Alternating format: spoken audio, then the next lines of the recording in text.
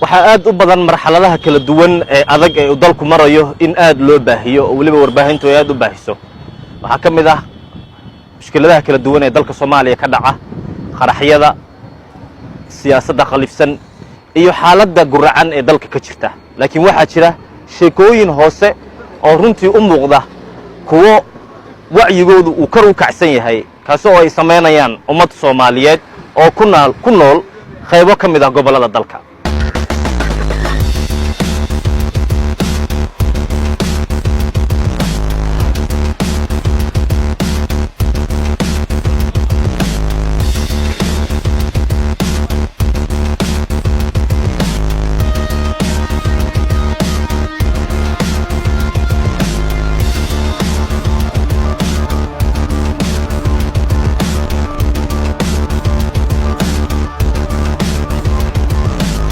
عبد الفتاح برهان iyo waliba Cabdullaahi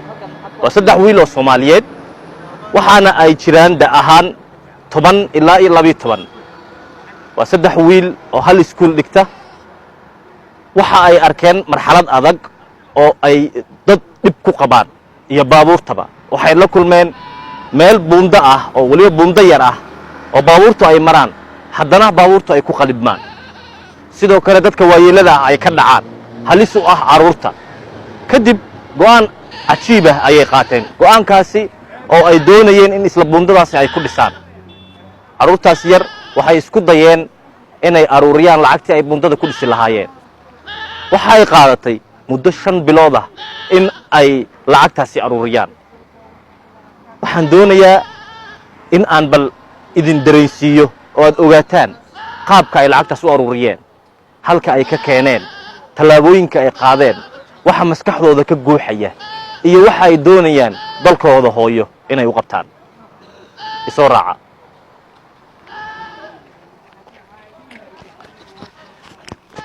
السلام عليكم عليكم السلام أبتي هي سيتها أفي عنها هي حقا دين عن سوستك مقعد شك برهان محمود عبد الرشيد برهان محمود عبد الرشيد برهان محمود عبد الرشيد برهان kusoo dhawow theater production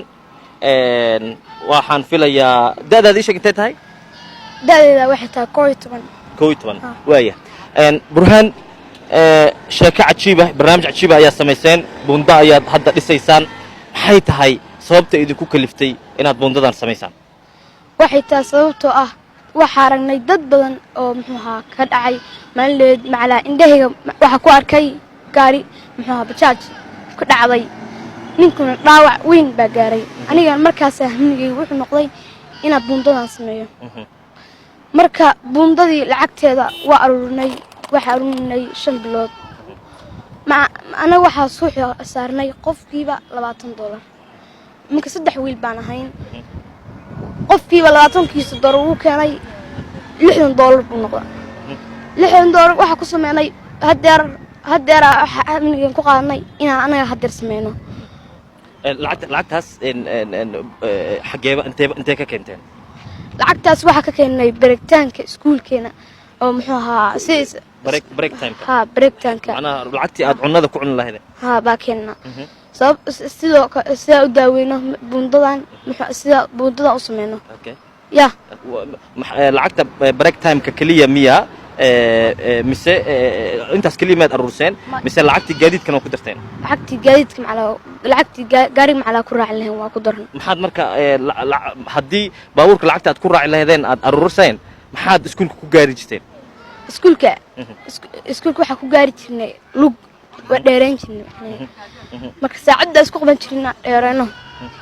markaas saasa ku aanay haddana waxa sii sameeyay lacagta marka aruurnay maantana waa ku faraxsanahay inaa guusheena gaarnay waxa arnay hadeerna hawsha waa wadnaa maxaa kugu kalifay inaad adigoo yar oo lacag badan aanan helin muxuu ahaa aan nin maaragtay maanta lacag badan ay soo galaysa aan ahayn arday ah shaqadan culus inaad isku xil saarto maxaa kugu sababay sababta waxa igu sababay wadankayga weeye wadankan waa wadankayga hooyo weeye inaan sameeyna xaq baa u leeyahay qof alla loo sameeyaa xaq buu leeyahay hadda aan wax sheegayaa nimanka muxuu ahaa taajiriinta oo lacagta badan ودن كان ودلكي ودن كان ودلكيني ودن كان سميستا أنا وحير بهدري قبنا وحير قبنا لكن وحا بلن قادنا إنا سي سميدنا وحيالا بدن ومحوها ميلو wax ka dhacaan wala buundooyinka halkaas ay laamiyo jijban ina si dhisano ba balan qaadana dadka intaad shaqadan wadeen waalidka iyo sababta uga qariseen maxay tahay hooyo iyo inaad ogeysiisaan maxaa ugu diideen inay ogaadaan sababta waxa uga diidnay hooyo waxa hadii kale wax dhaasa lacagta naga jirno wax dhaasa bartaanka lacag nima siin sababta lacagtiin cuna أنا مركا حوجا بدن واحد بدن أروني أو واحد حوجا يرنو هرسين بوشرني هاي سياس ويا لعقتي نواكن سنة مركا لعقت كل سنة ويكفر حدا يقف الله ويكفرها ويكفر حدا ما أنت نواكف أبى ويكفر حسنها. إن شغلي سؤال كويسين. إن تبدن بكتاونا ده أبى ويرتاحي قرشة أبى وبدن تحي indhaha ilinta ku taagan waxay muujinaysaa inaad nin wadaniya tahay markaad barbaartid oo horumar badan gaartidna waxaan filayaa wax badan oo kale ka duwan inaad dalka u qabatid dhalinyaro badan baa ku daawanaysa oo Soomaaliyeed oo caalamka meel kasta ay joogaanba adigoo hadda garow jooga maxaad fariinaha oo aad dhalinyaradaas iyo ummadda Soomaaliyeed guud ahaan qabyaalada iyo wax badan ku mashquulsan qaybtood aad kula talin lahayd waxa kula talin lahaa qof allaale hadaa qof wadankaaga weeye lacag yarow ama lacag badno soo shaqayso lacagtaada wadankaaga meel adu ka jaban yahay meel ku sisbiso sababta hadda waa aragtan wadamada kale quruxdooda qof allaale muxuu ahaa markii geedo badan baa ku yaala geedahaas qof baa wax ku sameeyay lacag la'aan sababta wuxuu leeyahay wadankay waa sameeysta muxuu hadhowna marka wadanka tagto wax lagu kafaanaya wadankay waa sameystay marka ciil baa ku qoonaya wadankaaga ma sameysan niyadan waxna kuuma jiraan haduu sahamnigaaga ahaan wadankaaga inaad sameysatid wadankaaga saas si xun buu jabaya macna jishir baa ku dhacaya marka dadku waxa uu sheegi lahaa qof walba hamnigiisa gaaro oo wadankiisa wax u qabto muxuu meel haday wax ka dhacaan oo meesha dadka la tanaasul oo wax ka qabto uusan ku fiirsan oo maxaa ha qof daawo taastay wax awal baa xaliga flipkii forma qabato marka waxa sheegi lahaa maxaa farkii forma qabatay dadka dhan haas wada kaashtaan oo qof walba marka wax ka dhacaan meesha la yimaado oo hala fiirsado oo dadka hala naxo qof haduu san xariis lahayn waxaan ku dhacayaan oo muxuu is ogeyn wadankiisa haduu maanta shaqo gaaro meel dad dhaawacmaan uusan muxuu ahaa dadka dhaawacoodii lacag keen dhiigiisa u shubayn muxuu qaban karaa dalkiisu banacibi kaas muxuu qaban karaa haddaan fursad kale ku siiyo mustaqbalka haddii aad waxbarashada dhammaysid maxaad jeceshahay inaad noqotid aniga waxaan jecelahay inaan injineer noqdo sababta injineer u doorato maxay tahay sababta waxa u doortay injineer waan muxuu hamligeyga injineer waxa u jeclaaday muxuu ahaa sababta shaqada iga soo galaysa shaqo badan baa ka soo galaysa shaqo badan oo mutadawacnimo ahna waa sameynaysaa oo dalka aad ku dhisayso dalkana lacagna dhigan markii wax dhacaan oo kale qarax dhaco oo qaraxyo waaweyn dhacaan lacagteeda barba dhiibaya oo dadkaas aad ku saacidaysaa ilaahay kuma keenay hadduu qarax dhaco aad baan kugu hambaliyeenayaa runtii raganimo iyo waxa ka muuqata dhiiranaan adigoo wiil yara waana kugu faraxsanahay runtii tiyaatar ahaan inaad muxuu fursadan aan helno dhiiranaanta ah hadda waxa la joogaa taliya Cabdi Diiriye oo runtii muddo ciidanka ku soo jiray Puntland waxa uu ka agdhow yahay aaga ay dhacurta yar ay wax ka dhisayaan Cabdi bal dareenkaaga ka waran shaqadan ay ilmahan qabteen ilmaha kan shaqada ay qabteen waa shaqo aad iyo toos anigu aan ugu bogay waa shaqo loo baahnaa waa shaqo muhiim ah meesha tan ruux ahaantii markaan kaga warramo annagu waa ku dhownahay meesha waa istaagi jiray khatarta ay leedahay waa dareemay waa arki jiray wax badan baan arkay waana nagu dhowdaa meel nagu dhoweeye cunuga yar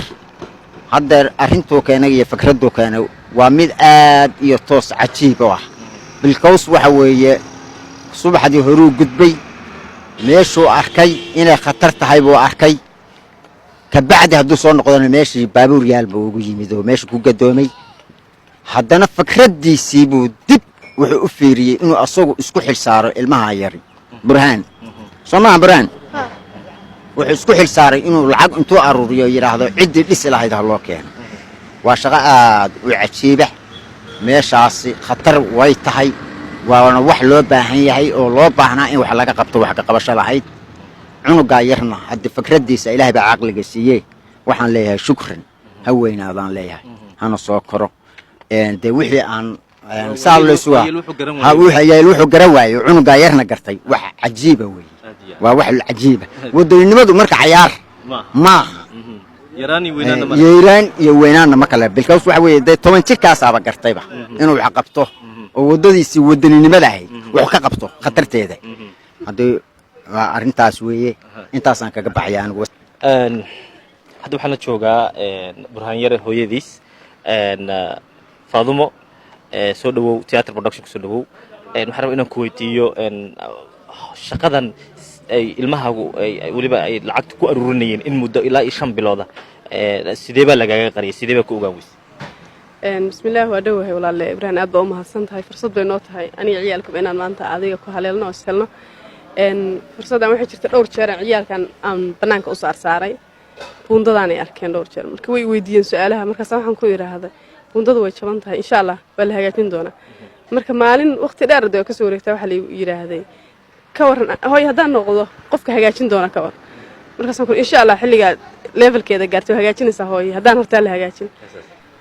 saddex nin dhalinyaro bay ahaayeen iskool bay dhiganayeen iskoolka waa bari bay dhigtaan waa 8aad iyo 6aad kale yihiin wiilka maqan baa 8aad gabadhan way ku jirtay fursadda maxay way sheekaysteen waxay ku rishiyeen adigu lacag inay maalin kasta aruuriyaan waxa la siiyaa bajaaj lacagteeda iyo lacagta quraacda waa aruuriyaan waxay ka dhigaan sahal saysan uga kala luminin maalinta waxa la ii keenay lacag waqti adigu asbuucan dhexdiisa waa lacag la ii keenay lacagtaasaan haynaa waxa rabnaa inaad meel baan dhisana hooyo meesha nala hirgelisay aad nagu diidin ayagoo baqayo muujinay anigana akhlaaqiyadka maadaama aan soo siiyay fursad ah inuu qofku wadankiisa dhisto